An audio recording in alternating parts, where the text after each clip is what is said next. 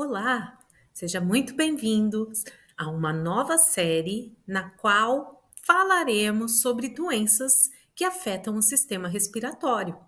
Lembrem-se que esse é o nosso resumo. O grande objetivo é entender os mecanismos fisiopatológicos da doença, bem como os principais sinais e sintomas. Vamos lá? Hoje nós vamos começar falando sobre derrame pleural. E é uma doença muito prevalente e a qual a fisioterapia tem um papel fundamental na reabilitação desses pacientes. Então, vamos entender, começando pela anatomia da caixa torácica, assim como do espaço pleural. A pleura é uma estrutura que recobre a porção interna do tórax e a porção mais externa do pulmão. Ela é constituída por duas membranas bem finas, uma que vai revestir a porção interna do tórax e a outra que vai revestir a porção externa do tórax. Entre elas, nós temos um espaço chamado de espaço pleural. Nessa região do espaço pleural circula continuamente um líquido capaz de garantir com que os folhetos pleurais consigam deslizar durante o ato da inspiração e expiração sem a geração de atrito. A pleura visceral, ela é irrigada por parte dos ramos da artéria brônquica e pulmonar, enquanto a pleura parietal, ela é irrigada por diferentes estruturas. Na porção costal, a irrigação ocorre por conta dos ramos das artérias intercostais. Já na porção mediastínica e diafragmática, a irrigação ocorre por conta dos ramos da artéria mamária interna. A fim de garantir com que ocorra uma reabsorção desse líquido que vai ser produzido continuamente, nós temos um processo de drenagem linfática pleural. E essa atribuição é dada através da rede subpleural situada ao longo das artérias intercostais e mamária interna.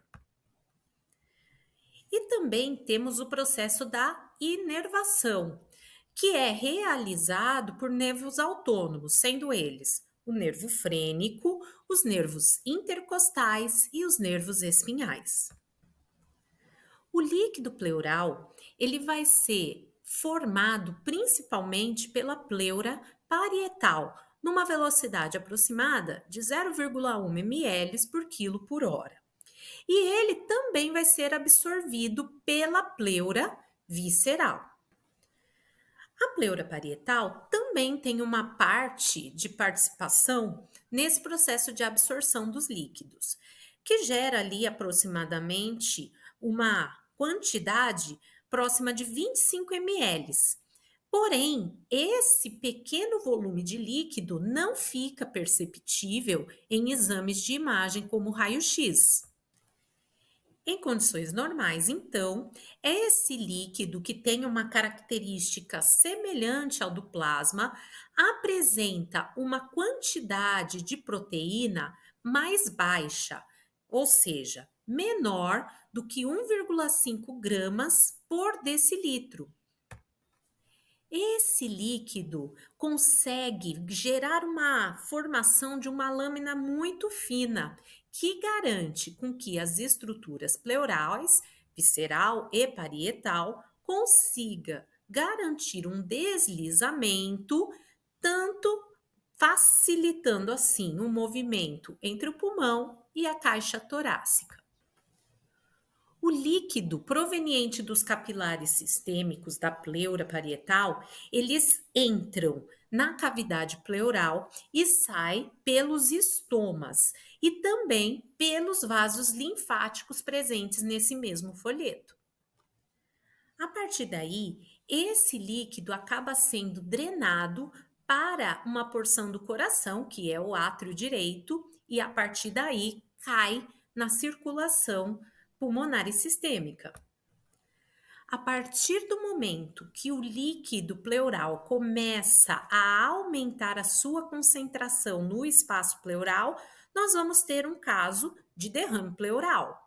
Sendo assim, quando ocorre um desequilíbrio entre a produção e a absorção desse líquido pleural, nós desenvolvemos um quadro conhecido como derrame pleural.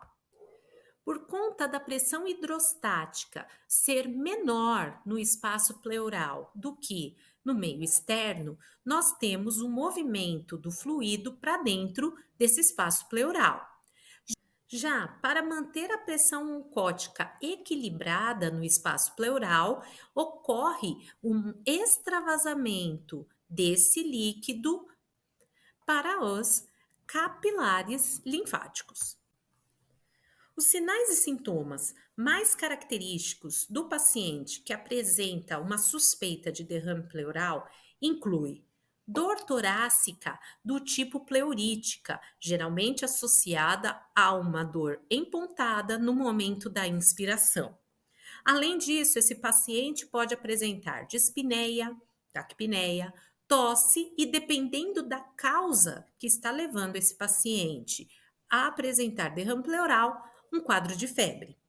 Além disso, ao exame físico é possível encontrar maciez no momento da percussão, diminuição do murmúrio vesicular durante a ausculta pulmonar, frêmito tóraco-vocal reduzido ou até mesmo abolido, a expansão da caixa torácica diminuída e também alterações radiológicas e vai ser solicitado um exame chamado tórax-centese que abordaremos logo mais.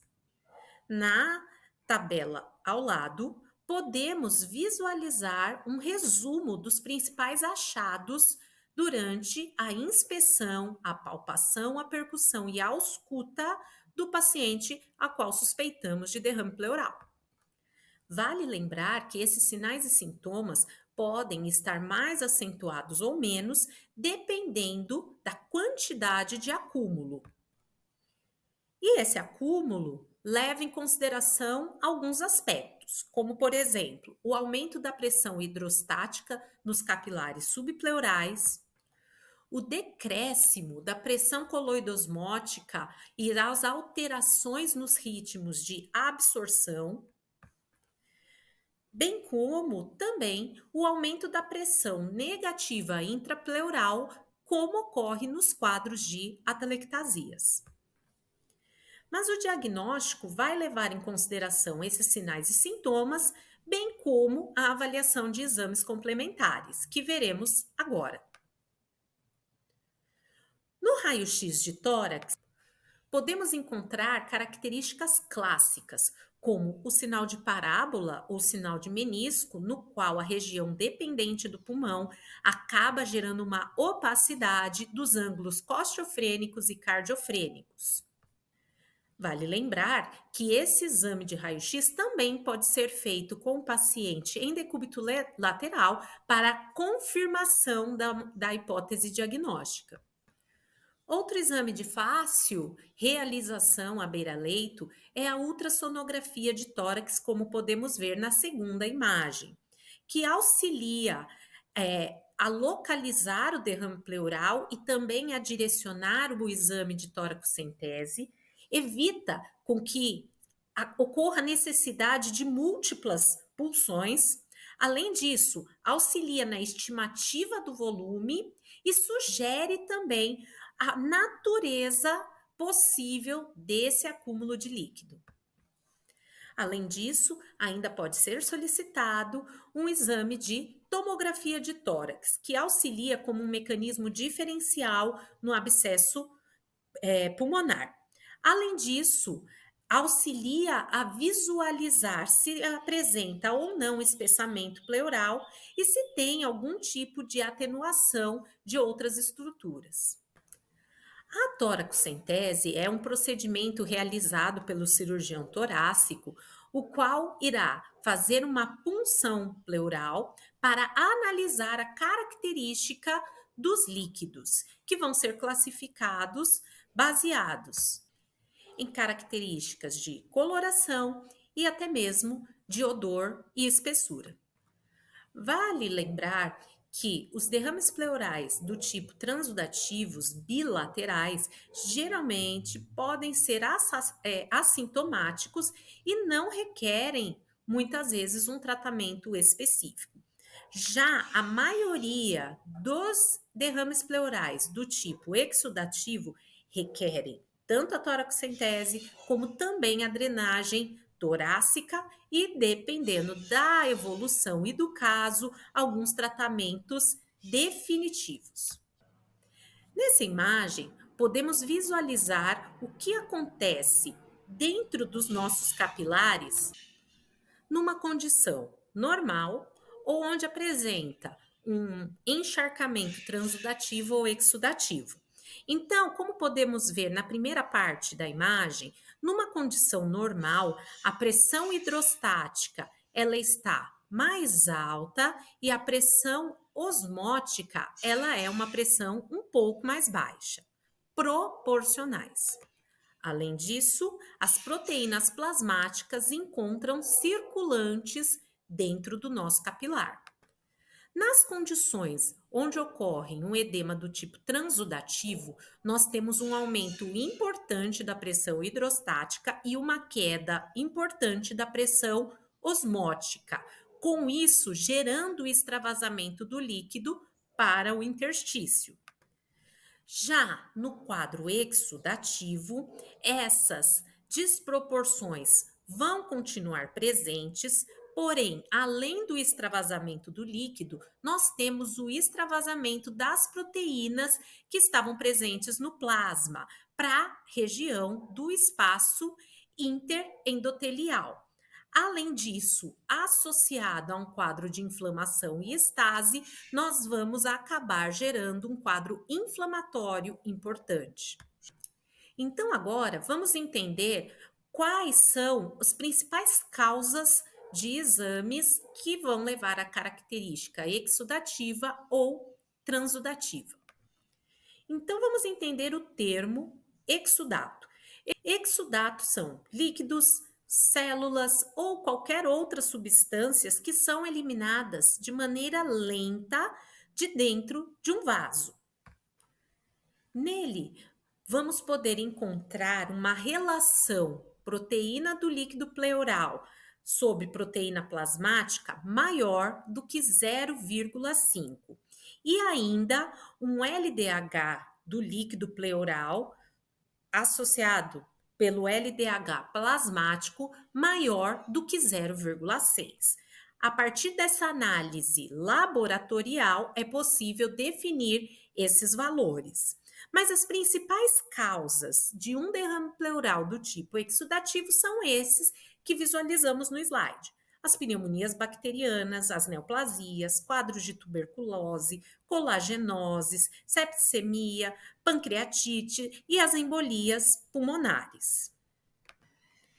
Já os transudatos são líquidos que passam para o espaço extracelular através de uma membrana. Nele, nós não teremos presença de proteínas e também de LDH. Com isso, o pH encontra-se normal e os níveis de glicose é igual aos presentes no sangue. Além disso, as principais causas que levam o indivíduo a desenvolver um derrame pleural do tipo transudativo são as insuficiências cardíacas congestiva, os quadros de cirrose com ascite, as síndromes nefróticas, as diálises peritoneais, quadros de atelectasias agudas e também obstrução de veia cava superior. A partir do momento em que temos uma coleção de exames que auxiliam a definir a característica desse derrame, é possível o médico optar pela realização da toracostomia com drenagem pleural fechada, que também é conhecida como dreno de tórax. A partir do momento que o paciente está com esse dreno, é importante o acompanhamento da quantidade, ou seja, do débito, e também da coloração desse líquido. E esse foi o nosso resumo sobre derrame pleural. Se você gostou, curta, comente, compartilhe e fale do nosso canal para outras pessoas para que possamos continuar crescendo e levando informação para todo mundo. Eu espero vocês no próximo e até mais!